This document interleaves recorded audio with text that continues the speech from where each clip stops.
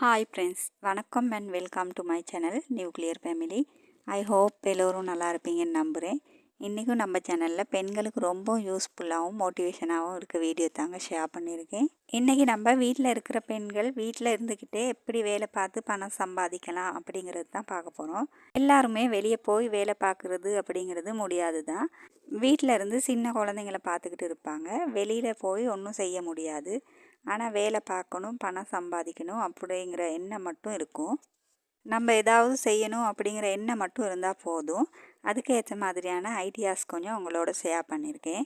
இதில் ஏதாவது உங்களுக்கு ஒர்க் அவுட் ஆகும். வீடியோவுக்கு போக முன்னாடி நம்ம சேனலை ஃபஸ்ட் டைம் பார்க்குறீங்க அப்படின்னா சப்ஸ்கிரைப் பண்ணுங்கள். வீடியோவை ஸ்கிப் பண்ணாமல் கடைசி வரைக்கும் பார்த்துட்டு லைக் பண்ணுங்கள். உங்களோட ஒவ்வொரு லைக்கும் எனக்கு ரொம்ப மோட்டிவேஷனாக இருக்கும்.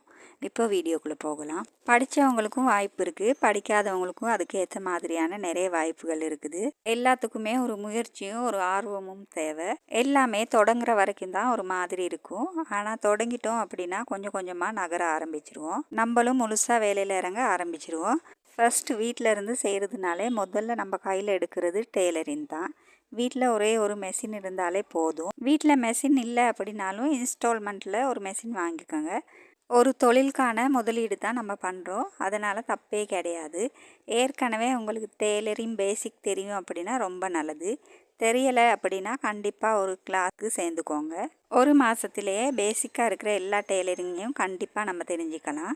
துணி தைக்கிறதுலேயே பார்த்தீங்கன்னா நம்ம எவ்வளோ தான் ரெடிமேடாக வாங்கிட்டு வந்தாலும் அந்த டொப்புக்கு ஸ்லீவ் தைக்க, அந்த டொப்பை ஃபிட்டாக உடம்புக்கு ஏற்ற மாதிரி பிடிச்சி தச்சு கொடுக்குறதுக்கு கரெக்டாக 50 ரூபா இல்லைனா 100 ரூபா வாங்குறாங்க. நம்ம வீட்டில் இருந்தே செய்கிறதுனால 50 ரூபா வாங்கலை அப்படின்னாலும் ஒரு 20 ரூபா, 30, 35 ரூபா அந்த ரேட்டில் வாங்கிக்கலாம். நிஜமாகவே இப்போ துணி ஆர்டர் பண்ணி கொடுக்குறதுக்கு தான் ஆட்கள் தேவையாக இருக்காங்க.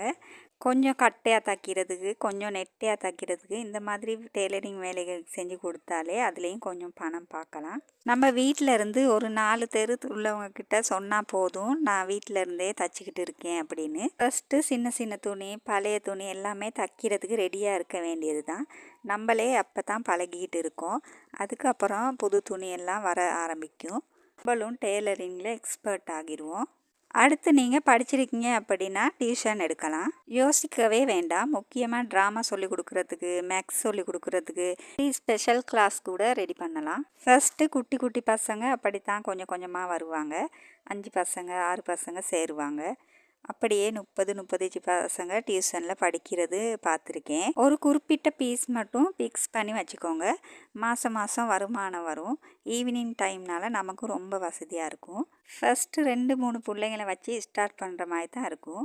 அதுக்கப்புறம் நம்ம தெருவில், அடுத்த தெருவில் இருக்க எல்லாத்துக்கிட்டையும் இப்போ டியூஷன் ஆரம்பிச்சிருக்கேன், உங்கள் பிள்ளைங்களை அனுப்பி வைங்க அப்படின்னு சொல்லிட்டாலே போதும். கொஞ்சம் இன்வால்வ் பண்ணி படிக்க வச்சுட்டாலே போதும், ரெகுலராக வர ஆரம்பிச்சிடுவாங்க. ஈவினிங் 5 மணிலேருந்து 8 மணி வரைக்கும் டியூஷன் எடுக்கிற மாதிரி தான் இருக்க போகுது. அடுத்த பாயிண்ட் வந்து, நமக்கு படிப்பு இல்லை அப்படின்னாலும் நமக்கு நல்லா சமைக்க தெரியும் அப்படின்னா வயசானவங்களுக்கு சமைச்சு கொடுக்கறது. முன்னாடி மாதிரியெல்லாம் இப்போ இல்லை. வயசானவங்களை பார்த்துக்கிறதுக்கு ஆட்கள் இல்லை, ஆனால் பணம் கொடுத்து பார்த்துக்கிறதுக்கு ரெடியாக இருக்காங்க. எனக்கு தெரிஞ்சவங்க ஒருத்தவங்க இருக்காங்க. அவங்க தங்கி வேலை பார்க்குறாங்க. மாதத்தில் 2 நாள் லீவ் இருக்குது. மாதத்துக்கு 30-35 வாங்குறாங்க. ஆனால் நமக்கு தங்கி வேலை பார்க்க முடியாது தான். அதனால் போயிட்டு வர மாதிரி தான் இருக்கும். அதனால் போயிட்டு சமைச்சு கொடுத்துட்டு வர மாதிரி இருக்கும். அதுக்கு மாதம் இவ்வளோ பணம் அப்படின்னு வாங்கிக்கலாம். ஒரு 2 மணி நேரம் வேலை தான். போய் எல்லா சமையலையும் முடிச்சுட்டு வரப்போகிறோம். இல்லைனா நம்ம வீட்டிலே சமைச்சு எடுத்துக்கிட்டு போய் கொடுக்குற மாதிரி இருக்கும். அதுக்கு ஏற்ற மாதிரி பணத்தையும் வாங்கிக்கலாம். 3 நேரம் நம்ம சமைக்கத்தான் போகிறோம். அதில் கொஞ்சம் கூட எக்ஸ்ட்ரா சமைக்க போகிறோம். கொஞ்சம் ஹெல்த்தியாகவும் பார்த்துக்கணும், அவ்வளோதான். அப்போ வேலை ரொம்ப ஈஸியாக இருக்கும். அந்த டைம் மட்டும் சாப்பிட கொடுத்துடணும். இது ரொம்ப ஈஸியான வழி. நம்ம வேலையும் முடியும், அதுக்கேற்ற மாதிரி வருமானமும் வரும். சமையல் பண்ண முடியும் அப்படின்னா இந்த மாதிரி பண்ணலாம். இல்லை சமையலே வேண்டாம் அப்படின்னா அதை தவிர இருக்கிற வீட்டில் மற்ற வேலைகளை பார்க்கலாம். எனக்கு தெரிஞ்ச அக்கா ஒன்று இருக்காங்க. வீட்டிலேருந்து 9 மணிக்கு கிளம்புவாங்க. கரெக்டாக 1:30க்கு வீட்டுக்கு வந்துடுவாங்க. அவங்க வந்து 3 வீட்டில் வேலை பார்க்குறாங்க. ஒவ்வொரு வீட்லேயும் வீடு கூட்டுறது, மொப் பண்ணுறது, ட்ரெஸ் கழுவுறது, இது தான் அவங்களோட வேலை. ஒவ்வொரு வீட்லேயும் 1.5 மணி நேரம் வேலை தான். வீட்டு வேலைகள்லாம் முடிச்சுட்டு அன்னன்னைக்கு சம்பளத்தை வாங்கிட்டு வந்துடுவாங்க. மதியத்தோட வேலை முடிஞ்சிடும். மதியத்துக்கு அப்புறம் வீட்டில் ஃப்ரீயாக இருப்பாங்க. இது வந்து அப்படியே வேலை பார்க்க முடிகிறவங்களுக்கு நல்ல சாய்ஸ் தான். அடுத்து நம்ம வீட்டில் இருந்தே வேலை பார்க்க போகிறோம் அப்படின்னு முடிவு பண்ணிட்டாலே நம்மக்கிட்ட ஏதாவது ஒரு டேலண்ட் இருக்கணும். ஏதாவது ஒன்று நம்ம ரெடி பண்ணி கொடுக்குற மாதிரி இருக்கணும். ஏதாவது செஞ்சு கொடுக்கணும் அப்படின்னு எல்லாருமே ஆசைப்படுவாங்க. ஆனால் செஞ்சு கொடுக்கறதுக்கு கண்டிப்பாக டைம் ஆகும். அதையே ஒருத்தவங்க ஹெல்த்தியாக செஞ்சு கொடுக்குறாங்க அப்படின்னா கண்டிப்பாக வாங்க தான் செய்வாங்க. முக்கியமாக முறுக்கு, அதிரசம், எள்ளு உருண்டை, பாசிப்பயிர் லட்டு இந்த மாதிரியான செலக்டிவான ஸ்நாக்ஸ் நம்ம ரெடி பண்ணி கொடுத்துட்டோம் அப்படின்னா ரெகுலராக வாங்குவாங்க. இது எல்லாமே வாரத்தில் ஒரு நாள் ஒதுக்கி செஞ்சு முடிச்சிட்டோம் அப்படின்னா போதும். ரெகுலராக நம்ம சேல்ஸ் பண்ணிட்டோம்னா அதுக்கான பணம் வந்துடும். அடுத்தது சூப் ரெடி பண்ணுறது. சூப் வந்து இப்போ நிறைய பேர் விரும்பி குடிக்கிறாங்க. காளான் soup, mutton soup, vegetable soup இப்படி நிறைய வெரைட்டி இருக்குது.